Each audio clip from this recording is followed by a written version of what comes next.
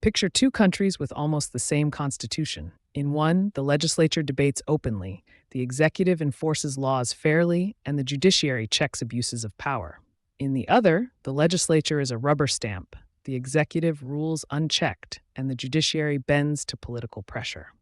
Same words on paper, but completely different realities. Why?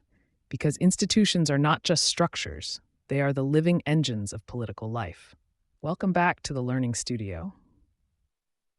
You're watching our political science series, and in today's lecture, we continue our comparative politics section with a deep dive into political institutions, legislatures, executives, and judiciaries. We'll explore how their design impacts stability, accountability, and representation. And don't forget, in our next episode, we'll turn to civil society and social movements, where ordinary people, not governments, take center stage in shaping policy and resisting authoritarianism. Legislatures, the voice of the people. Legislatures, whether parliaments or congresses, are where laws are made and citizens' voices are represented. Strong legislatures ensure debate, inclusivity, and oversight of the executive.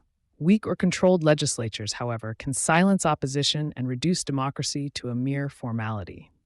Executives, the center of power. Executives, presidents, prime ministers, monarchs, are tasked with implementing laws and managing the day-to-day functioning of the state.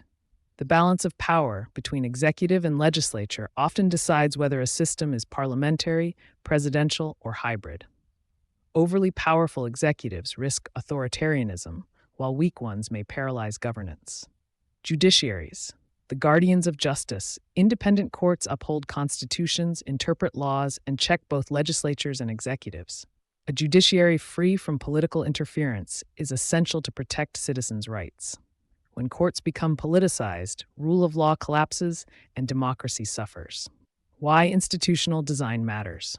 The design of institutions affects representation. Proportional electoral systems may bring diversity, while winner-take-all systems often concentrate power.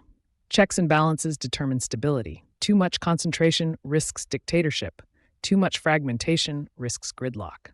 In fragile democracies, institutional design often decides whether political conflicts are solved peacefully or through violence. Examples in practice. The U.S. system emphasizes separation of powers with a strong judiciary. The U.K. relies on parliamentary sovereignty, where the executive is closely tied to the legislature. Countries like South Africa and India showcase how strong constitutional courts can protect democracy even under stress. The big lesson is this: institutions are the skeleton of democracy. Their design determines whether the state stands firm or collapses under pressure. A well-structured balance among legislatures, executives, and judiciaries is the key to political stability and fair representation. And that's today's lecture on political institutions, the engines that keep democracy running. In our next episode, we'll step outside the halls of government to explore civil society and social movements.